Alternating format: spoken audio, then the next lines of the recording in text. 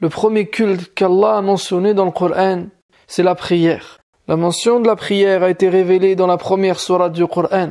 Allah Azza wa Jalla a dit « Ara'ayta alladhi yanha 'abdan idha salla » N'as-tu pas vu celui qui empêche un serviteur de prier? Le nom qu'Allah a voulu donner à la prière, c'est as-salah. As-salah en arabe ne veut pas littéralement dire prière, mais c'est un lien, parce que c'est ça le but de la prière. Nous lier définitivement à Allah. Même à travers le nom de la prière, Allah nous rappelle son objectif. Car Allah n'a pas envoyé les prophètes pour rien. Il n'a pas révélé ses messages sur nous, sans aucune importance, sans aucun objectif. La religion est là pour éveiller les consciences. La religion est là pour réveiller et secouer les gens. La religion est là dans ta vie pour que tu te portes mieux, pour que tu deviennes meilleur, que tu sois utile à ta société, afin d'éradiquer toutes les formes de corruption, de réformer tout ce qui a été corrompu. Et pour que tu deviennes cette personne, il faut que tu te renforces. Si t'es pas fort, tu feras pas long feu. Tu vas suivre. Tu seras inoffensif. Tu te feras manipuler. Voilà une des finalités de la religion d'Allah. Voilà l'une des finalités du message du Coran. Et les premières sourates qui ont été descendues sur le prophète alayhi salatu wassalam font tous mention d'une chose. As-salah, la prière. Pourtant on sait que les 5 prières telles qu'on les fait aujourd'hui ont été effectuées par le prophète et les compagnons des années après le début de la prophétie. Mais en vérité, Allah en a parlé dès le départ. Dans surat Iqra bismi rabbik, Allah parle de abdan idha salla. Allah parle de son serviteur lorsqu'il prie. Il fait référence également à la fin de cette sourate, à une étape de la prière qui est le sujoud. Fasjud waqtarib.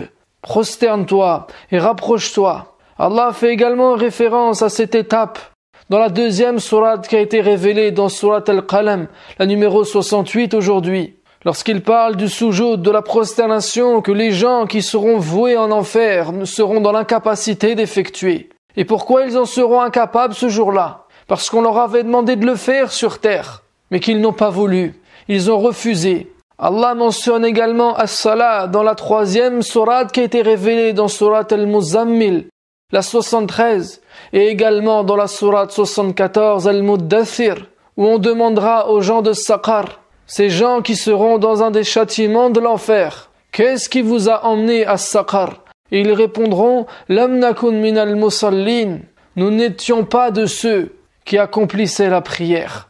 Et ainsi, au fur et à mesure de la révélation, on voit qu'il est mentionné, qu'il est répété as-salah, as-salah. Dès que tu lis le Coran, dans pratiquement n'importe quelle sourate, Allah te rappelle as-salah, as-salah. Et si on fait un grand écart dans la vie de Rasulullah, alayhi salatu wassalam, on s'aperçoit que l'une des dernières paroles qui est sortie de sa bouche, c'est as-salah, as-salah. Et la dernière chose qui a illuminé son visage et qui l'a fait sourire alors qu'il était dans son lit de mort, c'est lorsqu'on a levé le rideau qu'il séparait de la mosquée et qu'il a vu ses compagnons en train d'effectuer la prière. Et si le messager d'Allah, alayhi salatu wassalam, a été aussi productif et a été la personnalité la plus influente de l'histoire de l'humanité, c'est parce que as-salah, la prière, était archi présente dans sa vie. La prière devrait être notre colonne vertébrale. Si elle se brise, on devient un légume. La prière est la base de notre religion. Mais pourtant, on peut constater malheureusement, et ça fait mal au cœur, que la majorité de ceux qui se réclament être musulmans ne prient pas. Et on doit également admettre que malheureusement, même parmi ceux qui la font, la grande majorité ne prie pas. On ne prie pas, on ne prie plus, on ne sait plus prier. On fait la prière, mais on ne prie pas. Alors qu'à aucun moment Allah nous a demandé de faire la prière, mais de prier pour avoir et préserver ce lien entre lui et nous. Alors comment on en est arrivé là? D'une communauté qui était liée avec Allah, qui était dans un état tel qu'il était inconcevable qu'un musulman ne prie pas, à notre état aujourd'hui. Ce que je veux surtout ne pas faire ici, c'est de jeter l'anathème et de condamner ceux qui ne font pas la prière. Ça, c'est ce qu'a toujours fait le discours classique et traditionnel. Et c'est pas efficace, c'est contre-productif. Ça ne fait que fuir davantage. Plutôt que de les condamner, il serait préférable de les comprendre et de les aider. les comprendre, parce que les statistiques qu'on a aujourd'hui n'est que le résultat de notre enseignement brutal et superficiel. Depuis qu'on est petit, on nous a obligés à faire la prière, en misant tout notre apprentissage sur la gestuelle. Depuis qu'on est petit, on nous a formatés pour prier en mode pilote automatique. On nous a appris la position des mains, avec toutes les divergences auxquelles ce sujet renvoie. On nous a appris à positionner nos yeux, à lever les mains entre les positions, à dire et répéter telle ou telle chose dans telle ou telle position. On a mis le paquet là-dessus. On nous a parlé de toutes ces questions et on nous a embrouillé la tête. Parce que pour ton information, la manière de faire la prière est le sujet concernant lequel il y a le plus de divergences entre les savants et les écoles. Et tout cela a contribué à nous détourner du sens de la prière, à négliger son objectif. Et si on ne parle plus de ses vertus, de ses bienfaits, de son importance, eh bien on la dénature. Allah a parlé de son but et jamais n'a mentionné la manière de la faire. Parce que ça c'est khafif, c'est simple, c'est vite fait. Faire la prière, ça s'apprend en 2 minutes. En 2 minutes, c'est pas bâclé. En 2 minutes, c'est bouclé. On n'en parle plus. Et maintenant, on s'attarde et on se concentre sur le cœur. Comme Allah le dit, قَدْ أَفْلَحَ الْمُؤْمِنُونَ الَّذِينَ هُمْ فِي صَلَاتِهِمْ خَاشِعُونَ. Quels sont les croyants qui ont réussi? Ce sont ceux dont le cœur est présent dans la prière. C'est ceux qui prient, pas ceux qui font la prière. Il faut vraiment remettre notre éducation islamique en question. Aujourd'hui, dès qu'un musulman revient à din, se repent, ou dès que quelqu'un embrasse l'islam, se convertit, on lui dit que la première chose, c'est de faire la prière parce que c'est une obligation. C'est une chose qui est vraie en soi. Mais quelle est la conséquence de présenter les choses comme ça? Mais c'est que les gens vont faire pour faire. Comme les enfants, ils font pour faire, mais il n'y a pas de conviction. Aujourd'hui, notre enseignement est basé sur la peur et la culpabilité. Et cet enseignement fait des dégâts. Et le problème, c'est que cette manière d'opérer, cette manière de concevoir la religion, est alimentée par certains hadiths attribués au prophète malheureusement. Des hadiths qu'on devrait rejeter. Comme celui qui dit « Dites à vos enfants de faire la prière à 7 ans et frappez-les s'ils ne la font pas à l'âge de 10 ans. » Comment tu veux faire aimer une chose à un enfant avec l'asa, avec le bâton? Le din d'Allah, c'est rahma. Ar-Rahman, allama al-Qur'an. Celui qui nous a enseigné notre religion, qui nous a révélé son message, c'est Ar-Rahman. C'est le tout miséricordieux, celui dont la miséricorde est infinie. Et donc il nous a enseigné avec cette miséricorde pour que ce message nous soit accessible, que ce message soit doux, compréhensible, qu'il nous encourage et qu'il nous donne envie. Mais en changeant cette manière de faire, en changeant notre manière d'approcher la prière et de l'enseigner, on l'a vidé de sa substance qui en fait quelque chose qui nous attire. Et finalement, elle s'est transformée très rapidement en quelque chose de sec, qui n'a plus de goût, qui n'a plus de saveur. Alors aujourd'hui, notre prière ne nous provoque plus de plaisir. On l'attend pas, on la retarde. On s'impatiente pas pour s'y consacrer. Mais elle est toujours malvenue lorsque son heure a sonné. Et wallahi, tout ça, ça se comprend. En tout cas, moi, je le comprends. Je l'entends. Parce qu'on en a fait quelque chose d'imposant qu'on jette de manière brutale dans le visage des musulmans. Quelque chose qui n'est pas du tout adapté aux contraintes que l'on vit au quotidien. On n'a toujours pas réussi à l'adapter au monde du travail, à la facilité pour les étudiants, alors que sa simplicité, sa facilité et son adaptabilité a été réglée par Allah dans le Coran depuis presque 1500 ans. Les premiers musulmans avaient un seul empêchement pour effectuer la prière. C'était durant les contextes de guerre, sur le champ de bataille. Eh bien, Allah n'a pas laissé ce problème sans solution, ces questions sans réponse. Il y a apporté de quoi régler cette affaire, de manière à ce que les musulmans accomplissent une prière qui, dans la forme, est différente de celle qu'ils peuvent faire au quotidien, mais dans le fond est identique. Ils ne la font pas de la même manière, mais ils prient quand même. Mais nous, on traîne les gens dans des impasses. Et ensuite, on les met face à un dilemme, en leur présentant les choix comme étant le din et la dunya. Soit t'es un bon musulman, soit t'es un pervers. Et encore, je passe tous les avis qu'on peut trouver dans nos livres de fiqh. Ces avis qui parlent du traitement de ceux qui ne font pas la prière. Par exemple, qu'on ne fait pas salat janaza sur un musulman qui ne faisait pas la prière. Ces avis ne sont que les raisons de notre échec. Je pense qu'il est grand temps d'avoir une méthode différente. Parce que ce que l'on recherche, c'est la performance, c'est l'efficacité. C'est pas de transmettre pour transmettre. Parce que si tu transmets pour transmettre, les gens vont faire pour faire. Alors que si les gens trouvent une douceur dans les idées que tu véhicules, alors là, ils vont y adhérer avec le cœur. Et c'est ça qu'on veut. Alors évidemment, ça prend du temps.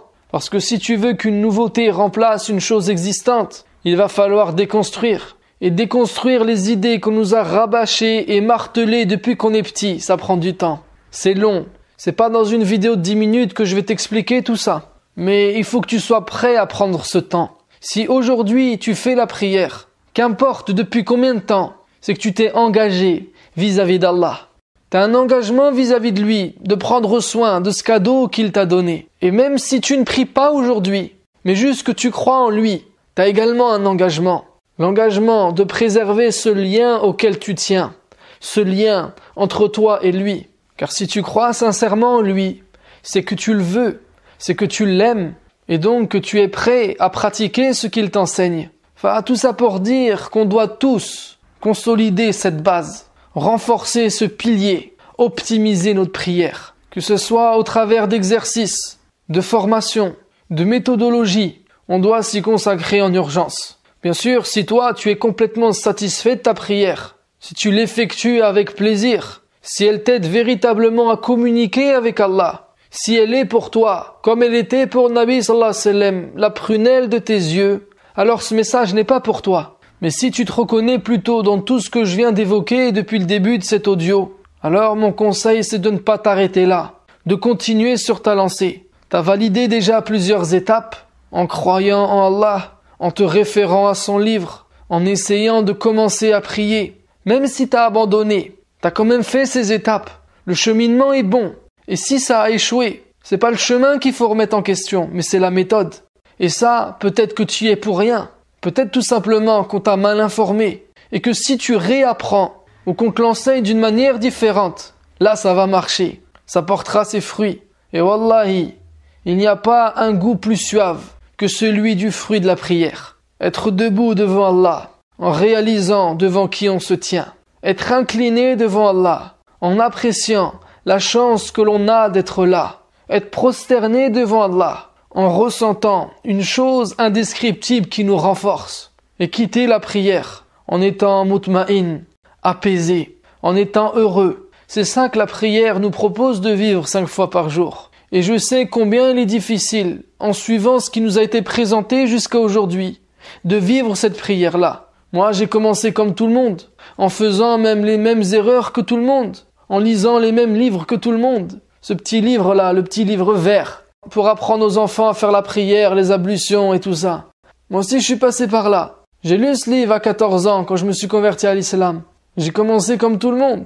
Et c'est même encore plus dur en tant que converti. Je sais ce que c'est. Je sais ce que c'est de prier sans rien ressentir. Je sais ce que c'est d'avoir la flemme de prier, de pas en avoir envie, de retarder, de rattraper. Je sais ce que c'est de culpabiliser et de rien ressentir. Je sais ce que c'est d'avoir envie de bien faire, d'avoir le sentiment de mal faire, d'être nul, d'être mauvais. Je sais ce que c'est tout ça parce que je l'ai vécu. Et je le vis encore parfois. Sauf qu'aujourd'hui, grâce à mes études et mes expériences, j'ai réussi à solutionner pas mal de ces problèmes-là. Et quand j'ai partagé ces choses autour de moi, les retours ont été positifs. Lorsque j'avais mis à l'époque en place un programme à la mosquée sur la prière, quand j'avais dispensé une série de cours à des frères qui ont toujours fait la prière, à la fin ils avaient l'impression de redécouvrir la prière, de prier comme si c'était la première fois. Presque 1000 personnes ont suivi Perfectionne ta prière, ma formation en ligne.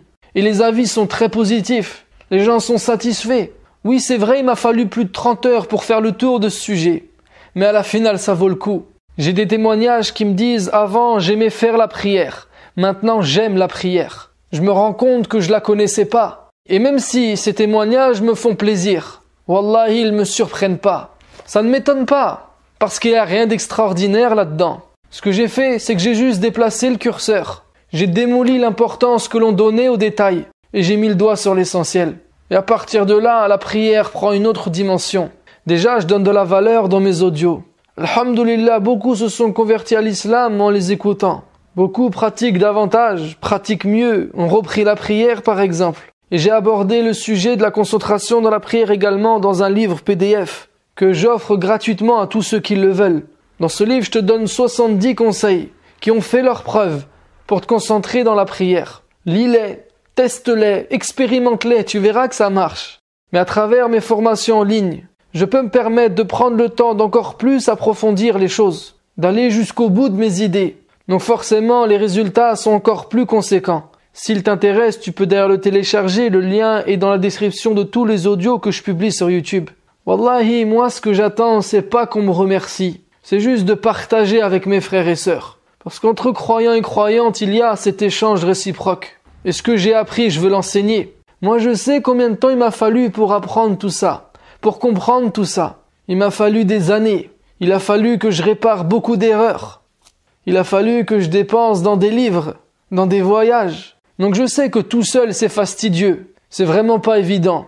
Mes formations en ligne en fait sont un raccourci, une manière simple et économique d'apprendre et de comprendre un essentiel qui va faire de toi quelqu'un de meilleur. Un croyant, une croyante qui évolue. Je suis pas celui qui va t'enseigner un bagage d'informations pour ta culture générale, des connaissances stériles. J'avoue, je supporte pas ça. J'aime quand les choses sont concrètes et pragmatiques. C'est pour ça que ce que tu vas trouver dans mes formations va te tirer vers le haut. On prend une problématique, on décortique ensemble le sujet et tu repars avec des solutions. Et se former nécessite un investissement. Mais en vérité, investir sur soi, c'est faire des économies de temps. Et même si ça peut paraître contre-intuitif, une économie d'argent. Par exemple, des livres sur la prière, il en existe plein. Si tu les achètes tous, ou que tu achètes les plus connus, ça va te valoir des centaines et des centaines d'euros. Alors qu'en suivant ma formation en ligne, par exemple, pour quelques dizaines d'euros, tu auras un résumé concis de tout ce que tu peux trouver à droite ou à gauche, et même encore davantage. Je suis pas en train de te dire que la formation perfectionne ta prière, c'est la meilleure. Je suis juste en train de te dire que c'est la seule. À ma connaissance, je ne connais pas d'autres formations en ligne sur ce sujet. Pourtant, comme je te l'ai dit, je pense que c'est la base. C'est la première formation que j'ai voulu sortir. Prochainement, Inch'Allah, j'en sortirai d'autres sur d'autres sujets. Et avant ça, cette semaine, et uniquement cette semaine, je propose une remise, une dernière démarque. Après ça, le prix de la formation Perfectionne ta prière ne changera plus. Aujourd'hui, et ce jusqu'à dimanche soir, tu peux y accéder pour un prix dérisoire de 20 €. C'est une réduction de moins 60%, et c'est la toute dernière fois que tu pourras accéder à cette formation à ce prix-là. Pour y accéder, suis le lien qui est dans la description sous la vidéo si tu es sur YouTube, ou juste au-dessus si tu es sur Facebook. Tu auras le descriptif complet de la formation. Tu pourras la rejoindre directement et la commencer dès aujourd'hui. Sur ce, je te dis à la prochaine vidéo, Inch'Allah, et à tout de suite dans la formation.